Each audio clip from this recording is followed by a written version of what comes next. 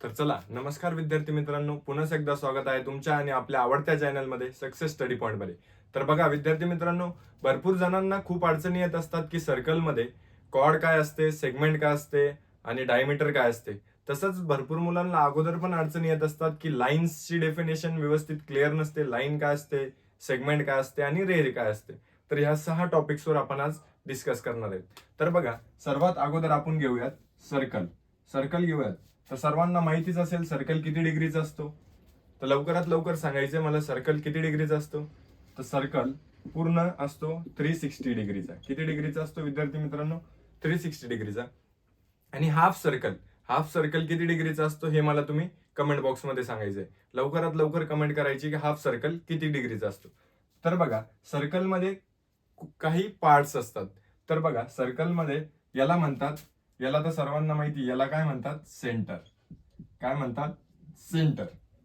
याला म्हटलं जातं सेंटर. सर्कल पासून सर्वात सर्वात छोटं डिस्टन्स जे की सर्कलच्या आउटलाईनला जॉईन होत आहे, सर्कलच्या सरफेसला जॉईन होत आहे, म्हणजे ह्या आउटलाईनला जॉईन होत आहे, याला ओ नाव देऊ, आणि हे ओ ए या पॉइंटवर जॉईन होत आहे, सर्कलला जॉईन होत आहे सेंटर पासून. तर हिला सर्वात छोट्या डिस्टन्सला हिला म्हणतात रेडियस. काय म्हणतात? रेडियस. म्हणजे ही असते आपली रेडियस. आणि सर्कलच्या एका पॉइंट पासून तर दुसऱ्या पॉइंट पर्यंत, सेंटर मध्ये जाऊन दुसऱ्या पॉइंट पर्यंत जॉईन होते. म्हणजे लक्षात घ्यायचंय, रेडियस काय असते? रेडियस फक्त सेंटर पासनं तर एक पॉइंटला सर्कलला एक, म्हणजे रेडियसचे 2 पॉइंट. एक पॉइंट हा सेंटरला जॉईन असतो आणि एक पॉइंट हा कशाला जॉईन असतो? सर्कलला.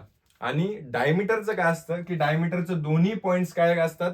सर्कलला जॉईन असतात. पण त्याच्यामध्ये अजून एक कन्सेप्ट आहे की ती सेंटर मधून जायला हवी. डायमीटर नेहमी सेंटर मधून जायला हवी आणि दोघी पॉइंट्स कशाला जॉईन व्हायला हवे? दोघं सर्कलच्या पॉइंट्सला, सर्कलच्या सरफेसला. कळालं? तर जर फक्त दोघी यांना जॉईन होते, म्हणजे फक्त सर्कलच्या 2 पॉइंट्सला जॉईन होते पण सेंटर मधून जात नाही, याला म्हणतात कॉर्ड. काय म्हणतात? कॉर्ड. कळालं?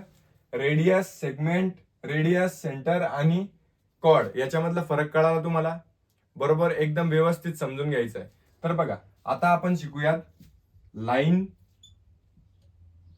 सेगमेंट आणि रे.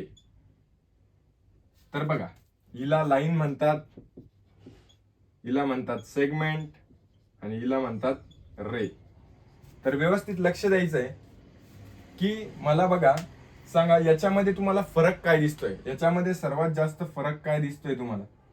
तर बघा, एरो, हा एरो असतात की हे एरो म्हणजे काय की हे दोघी बाजूनी खूप दूरपर्यंत एक्सटेंड होऊ शकतात, म्हणजे खूप दूरपर्यंत ते वाढवू शकतात. हे लाईन असते. लाईनला आपण ह्या साईडला पण, आपल्या राईट हँड साईडला पण वाढवू शकतो आणि आपल्या लेफ्ट हँड साईडला पण वाढवू शकतो. त्याचा अंत नाही, ते इन्फिनाइट वाढवू शकतात, खूप दूरपर्यंत वाढवू शकतो आपण त्याला.